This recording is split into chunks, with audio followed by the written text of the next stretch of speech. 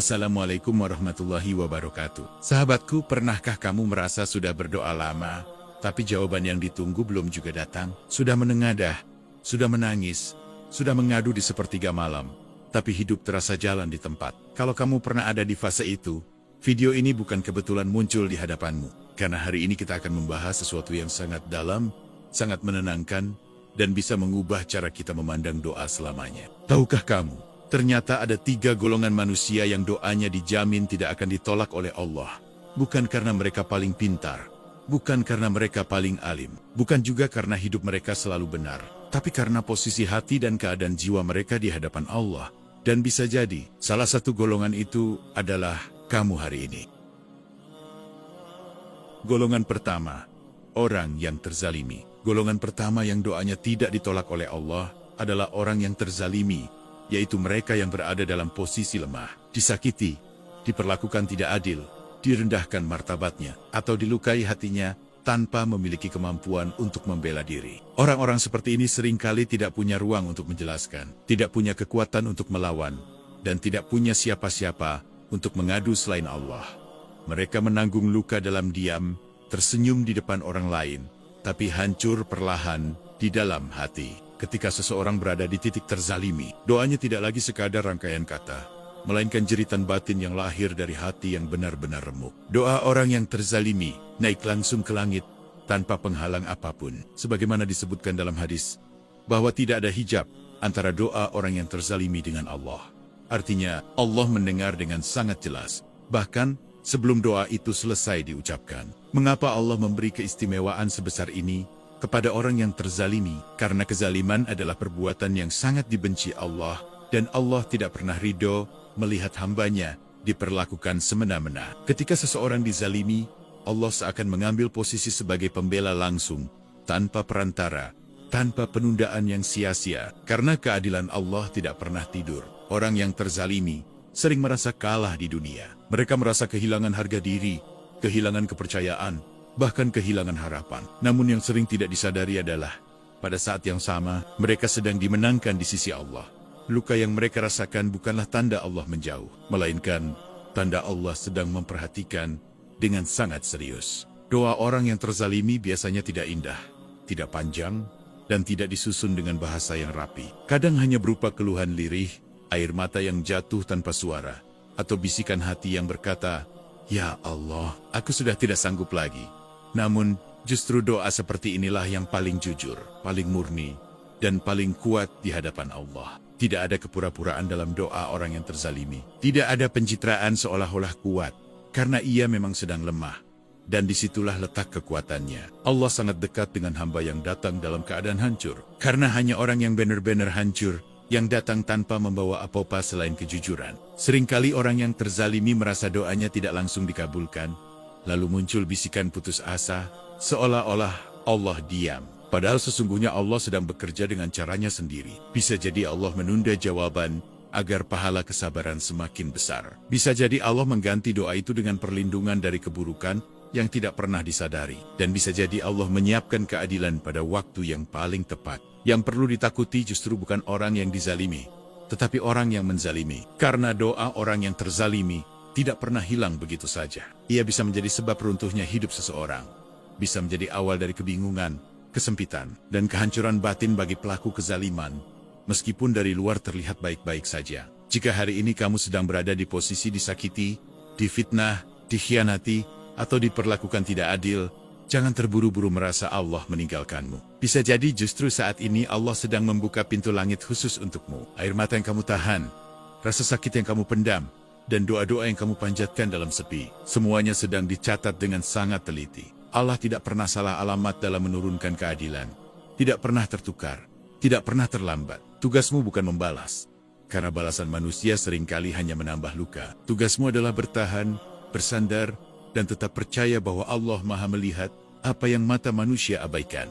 Kadang keadilan Allah tidak datang dalam bentuk orang yang meminta maaf, atau keadaan yang langsung berubah. Kadang keadilan itu datang dalam bentuk hatimu yang dikuatkan, jalan hidup yang dibukakan, dan masa depan yang jauh lebih baik dari apa yang pernah kamu bayangkan. Dan saat itu terjadi, kamu akan sadar bahwa semua luka hari ini tidak sia-sia. Doa orang yang terzalimi adalah doa yang lahir dari kejujuran paling dalam. Dan doa seperti itu tidak pernah kembali dengan tangan kosong. Jika belum terjawab hari ini, itu bukan penolakan, melainkan janji yang sedang dipersiapkan. Karena Allah tidak pernah mengingkari janjinya kepada hamba yang datang dengan hati yang patah, namun tetap percaya.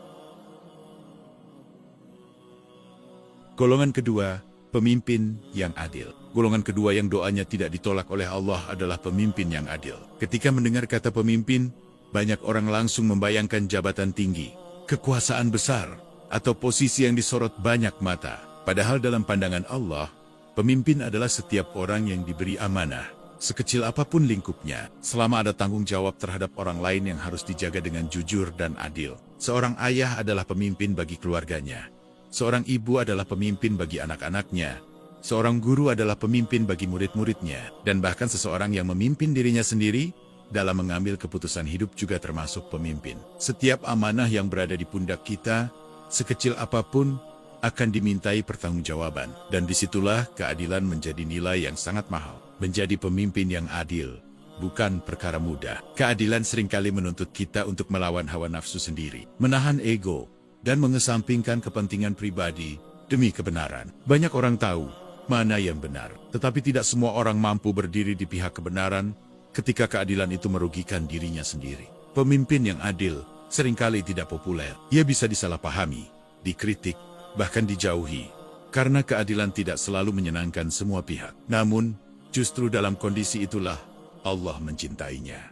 Ketika manusia mencibir, Allah mendekap. Ketika manusia meremehkan, Allah mengangkat derajatnya. Doa pemimpin yang adil dikabulkan bukan semata-mata karena kedudukannya, tetapi karena keadilannya membawa kebaikan bagi banyak orang. Setiap keputusan yang diambil dengan hati yang bersih menjadi sebab terselamatkannya hak orang lain. Dan setiap hak yang terjaga itu menjadi saksi yang ikut mengiringi doanya menuju langit. Pemimpin yang adil memikul beban yang berat di dalam hatinya. Ia harus berpikir panjang sebelum bertindak, menimbang akibat sebelum mengambil keputusan, dan siap menanggung risiko dari pilihannya. Namun setiap kelelahan batin itu tidak pernah luput dari perhatian Allah, karena Allah Maha Tahu betapa berat menjaga amanah dengan jujur. Ketika seorang pemimpin yang adil menengadahkan tangan dan berdoa, doanya tidak hanya membawa harapan pribadinya, tetapi juga membawa kepentingan orang-orang yang ia lindungi. Ada doa orang tua untuk anaknya, ada hak orang lemah yang ia bela, ada ketenangan banyak jiwa yang bergantung pada keadilannya. Itulah sebabnya doa seperti ini memiliki keistimewaan di sisi Allah. Keadilan adalah bentuk ibadah yang seringkali tidak terlihat oleh manusia. Tidak ada tepuk tangan, tidak ada pujian, bahkan kadang hanya kesepian yang dirasakan. Namun justru ibadah yang tersembunyi inilah yang nilainya sangat tinggi di hadapan Allah. Karena dilakukan bukan demi penilaian manusia, melainkan demi ridhonya. Allah sangat mencintai hamba yang menjaga amanah. Amanah bukan hanya soal uang atau jabatan, tetapi juga soal perasaan, kepercayaan, dan keselamatan orang lain. Ketika seorang pemimpin berlaku adil, ia sedang menutup pintu kezaliman dan membuka pintu keberkahan, meskipun hasilnya tidak langsung terlihat. Jika hari ini kamu memimpin sebuah keluarga, sebuah tim kecil, sebuah komunitas, atau bahkan hanya memimpin dirimu sendiri dalam memilih antara yang benar dan yang salah, maka berusahalah untuk tetap adil. Jangan meremehkan keputusan-keputusan kecil, karena seringkali keadilan besar lahir dari pilihan yang tampak sederhana. Adil kepada pasangan berarti tidak melukai dengan kata-kata yang kasar. Adil kepada anak berarti tidak membanding-bandingkan. Adil kepada orang lain berarti tidak mengambil hak yang bukan milik kita. Dan adil kepada diri sendiri berarti tidak memaksakan sesuatu yang melampaui batas kemampuan. Setiap bentuk keadilan yang kamu jaga akan menjadi cahaya di hadapan Allah. Cahaya itulah yang menerangi jalan doamu. Maka tidak mengherankan jika doa pemimpin yang adil tidak ditolak. Karena hidupnya sendiri sudah menjadi doa yang berjalan.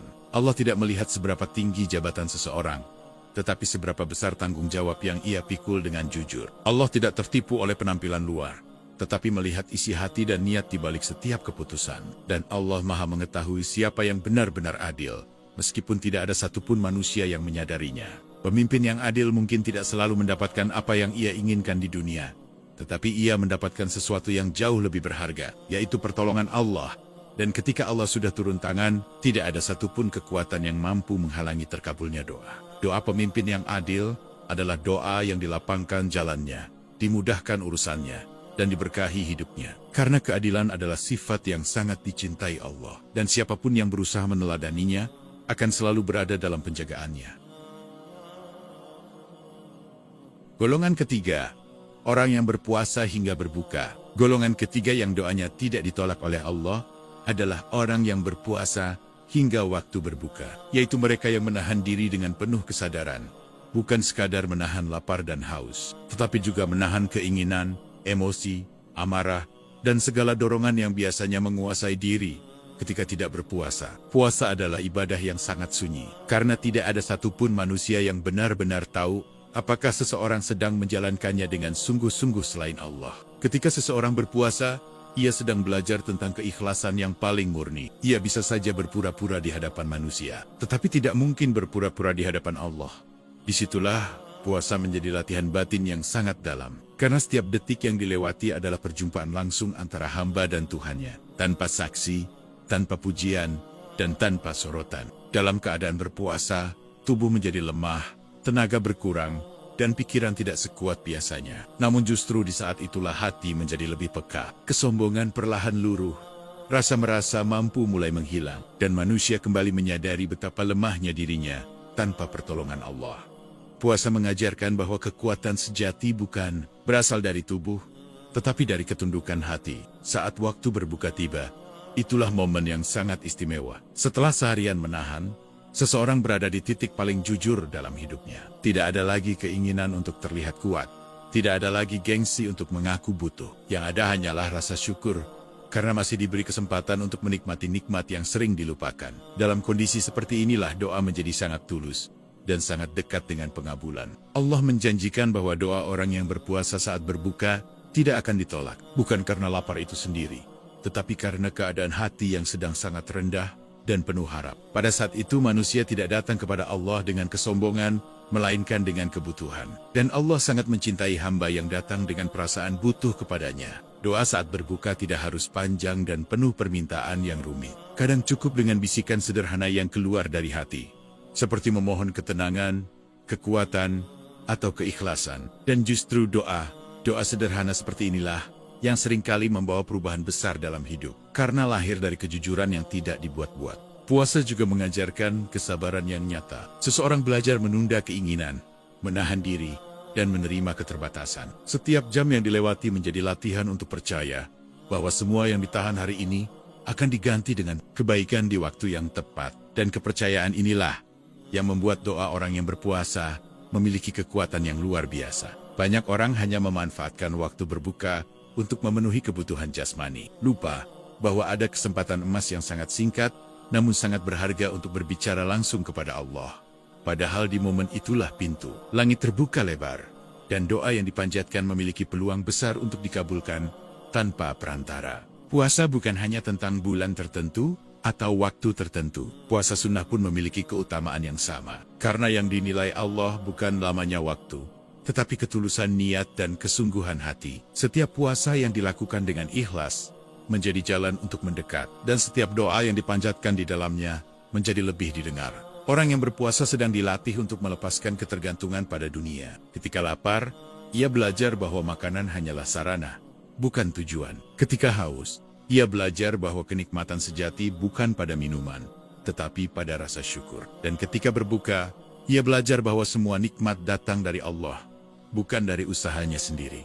Dalam keadaan perut kosong, hati menjadi lebih ringan untuk tunduk. Tidak ada beban berlebihan, tidak ada kelekatan yang kuat pada kenikmatan dunia. Dan disitulah doa mengalir lebih jernih, lebih dalam, dan lebih sampai. Allah sangat dekat dengan hamba yang berpuasa, karena hamba itu sedang mendekat dengan cara yang sangat dicintainya. Puasa juga membersihkan jiwa dari kebisingan. Ia mematikan suara ego dan menyalakan suara hati. Ketika ego melemah, doa tidak lagi dipenuhi tuntutan, melainkan harapan yang penuh adab. Dan doa yang penuh adab adalah doa yang sangat disukai Allah. Banyak perubahan besar dalam hidup seseorang justru terjadi dari doa-doa yang dipanjatkan saat perut kosong dan hati penuh harap. Bukan karena kata-katanya, tetapi karena kondisi batin yang sedang sangat jujur dan berserah. Allah tidak pernah mengabaikan keadaan seperti ini. Ketika seseorang berpuasa, sebenarnya ia sedang menyerahkan kendali dirinya kepada Allah.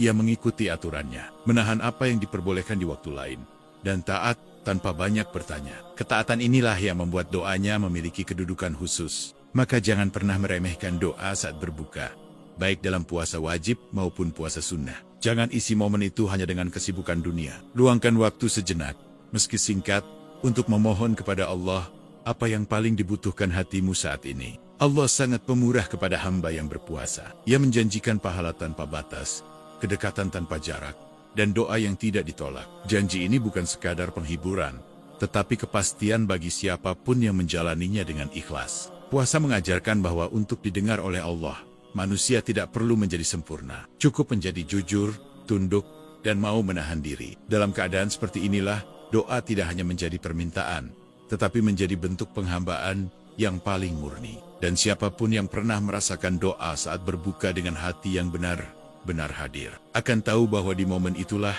jarak antara langit dan bumi terasa sangat dekat. Seolah-olah Allah sedang berkata bahwa Dia mendengar, Dia melihat, dan Dia tidak akan menyia-nyiakan satupun harapan hambanya. Dari ketiga golongan yang telah kita bahas, kita belajar bahwa doa bukanlah soal seberapa indah kata yang kita susun, atau seberapa lantang suara yang kita panjatkan ke langit, melainkan tentang bagaimana keadaan hati kita ketika datang kepada Allah.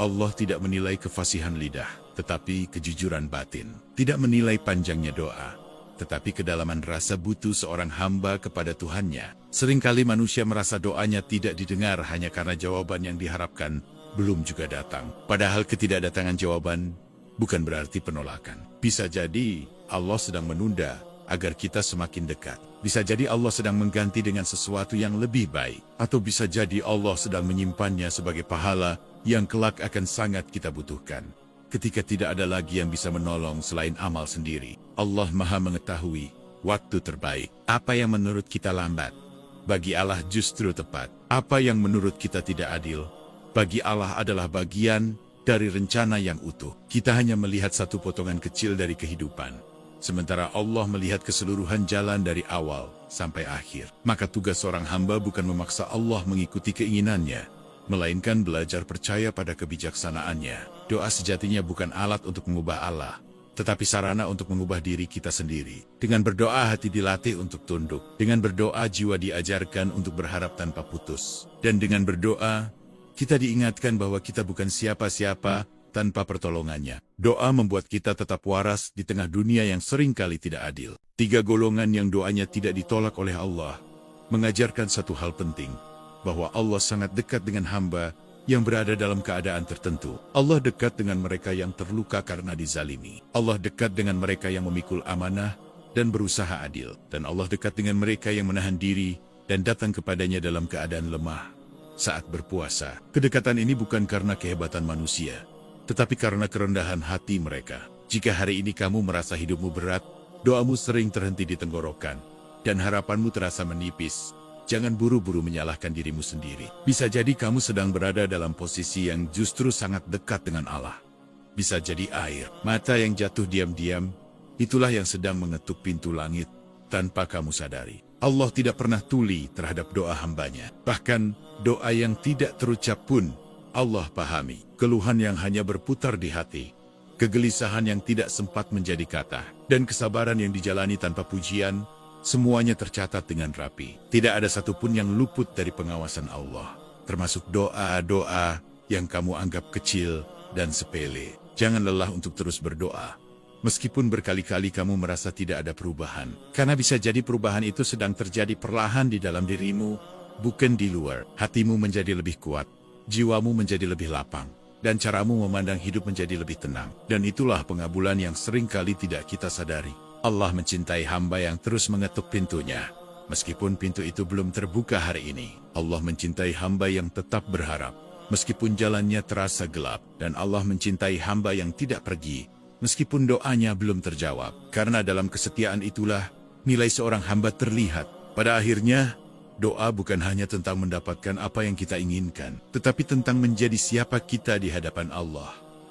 Ketika Allah sudah ridho, apapun yang datang setelahnya akan membawa kebaikan, meskipun awalnya terasa menyakitkan. Ridha Allah adalah ketenangan yang tidak bisa dibeli oleh apapun. Semoga kita semua termasuk hamba yang doanya didengar, bukan karena kita merasa pantas, tetapi karena kita terus datang dengan rendah hati. Semoga kita mampu bersabar ketika doa belum terjawab, dan bersyukur ketika doa dikabulkan. Karena dalam kedua keadaan itu, Allah sedang mendidik jiwa kita. Dan jika suatu hari nanti kamu menoleh ke belakang, melihat perjalanan hidupmu yang penuh doa dan air mata, semoga kamu tersenyum dan berkata dalam hati, bahwa Allah benar-benar maha baik, bahwa tidak ada satupun doa yang sia-sia, bahwa semua yang terjadi memiliki makna, dan bahwa mendekat kepada Allah melalui doa adalah jalan pulang menuju ketenangan yang sesungguhnya. Jika video ini terasa menenangkan, menyentuh, atau mewakili perasaan yang selama ini sulit kamu ungkapkan, jangan ragu untuk menekan tombol like